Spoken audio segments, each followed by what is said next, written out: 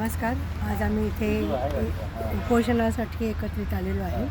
कारण की आता 100 दिवस व्हायला आलेले आहेत. जिथून आम्ही सुरुवात केली होती ते याचे जे हरकती घेतल्या होत्या तपोवनावर आणि त्याची सुनावणी झाली. त्या हरकतीवर त्याचा रिझल्ट येणार होता. तो अजून काही त्यावर आम्हाला उत्तरसुद्धा दिलेलं नाही आहे. तर आम्हाला एक असं फिलिंग येतं आहे की वृक्ष वाचवणे हा पालिकेचा उद्देश मुळात नाही आहे.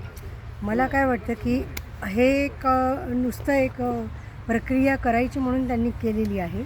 यामध्ये कुठेही नाशिककरांना स्थान नाही आहे, वृक्षांना स्थान नाही आहे. त्यांच्या डोक्यामध्ये एक प्लॅन असतो, कुंभमेळ्याचा जो प्लॅन असतो त्याच्यामध्ये ते पर्यावरणप्रेमीला समाविष्ट करत नाहीत, नाशिककरांना समाविष्ट करत नाहीत.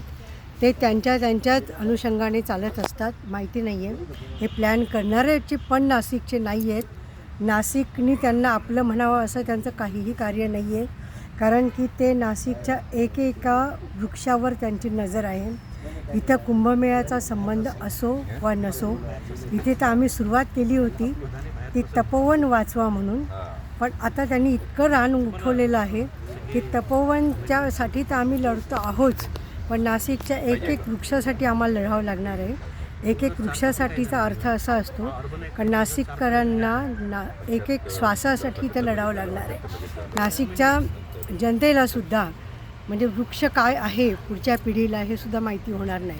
म्हणजे इतकं एक संतापजनक गोष्ट अशी आहे, जिथे तुम्हाला बारदान फाटा ते गंगापूर गाव आणि तिकडे सुला वाईन वगैरे जे आहे तिथले जे वृक्ष आहे, तुम्ही मला सांगा तिथे आणि कुंभमेळ्याच्या यात्रेचा काय संबंध आहे. तरीसुद्धा हे कुंभमेळ्याच्या नावावर एक वृक्षाचे ते जीव घ्यायला पुढे आलेले आहेत. याच्यासाठी आम्हाला अतिशय संताप होतो आहे. नाशिकला ना कोणी पालक आहे ना कोणी मालक आहे, पण नाशिककर हे सगळं होऊ देणार नाही. आजचे आमचे इथे उपोषण जे आहे ही एक नांदी आहे, हे लक्षात ठेवावं प्रशासनाने पण. आणि ज्यांचा याच्यामध्ये इंटरेस्ट आहे त्यांनी पण ही गोष्ट लक्षात ठेवावी का आम्ही गप्प बसणार नाही आहे. तपोवनाच्या निमित्ताने आम्ही महाराष्ट्रामध्ये काही देशामध्ये आम्ही फेमस झालेलो आहोत. त्याचं कारण असं आहे, आम्हाला आमचे अधिकार माहिती आहे, आम्हाला हक्काची माहिती आहे.